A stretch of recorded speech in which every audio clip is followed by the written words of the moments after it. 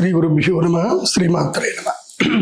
ఇక రాశి ఫలాల్లో కుంభరాశి గురించి చెప్తాను, జాగ్రత్త వినండి. కుంభరాశి వారికి ధనయోగం అయితే ఇప్పుడు చాలా మంచిగా ఉంది. ఎంత ఏలినాటి శని ఉన్నా సరే మీకు పంచమ స్థానము లోపలికి గురుగ్రహం వచ్చాడు కాబట్టి ఈ 4 నెలల కాలము ధనయోగ ప్రాప్తి ఉంటుంది. ఈ 4 నెలలు మీ ఏలినాడు శని ప్రభావానికి సంబంధించి ఏమీ కూడా మీకు జరగదు. ధైర్యంగా ఉండండి. ప్రతిరోజు హనుమాన్ చాలీసా చదవండి. ఈ 4 నెలల కాలం లోపల ఏదైనా ఒక వ్యాపారంలో స్థిరపడండి.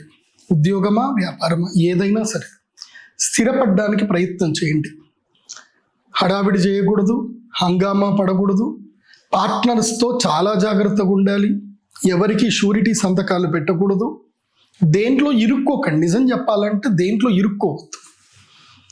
నేను పలానా ఇది చేస్తాను అని లాంగ్ టర్మ్ కమిట్మెంట్స్కి వెళ్ళకూడదు. అప్పులు అస్సలు చేయకూడదు. ఇప్పుడు అప్పు తీసుకోవడం అనేది ఇంతకన్నా పెద్ద తప్పు ఇంకోటి ఉండదు.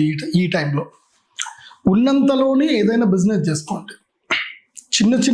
చిన్న చిన్న వ్యాపారాలే చేయండి.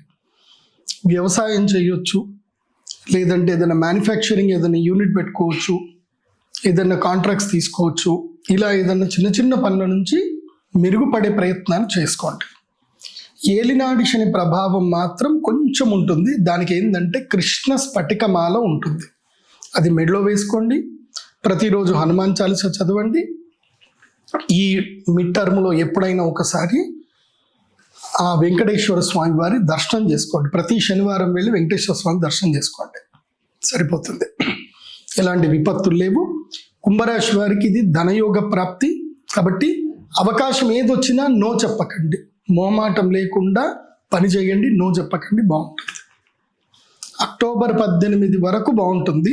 అక్టోబర్ 18 తర్వాత చిన్నగా అలజడి వస్తుంది కాబట్టి అక్టోబర్ 18కి ధనత్రయోదశి మహాలక్ష్మి యాగం చేసుకోవడానికి ప్రిపేర్ అవ్వండి. తర్వాత ఏం చేయాలో నేను చెప్తాను.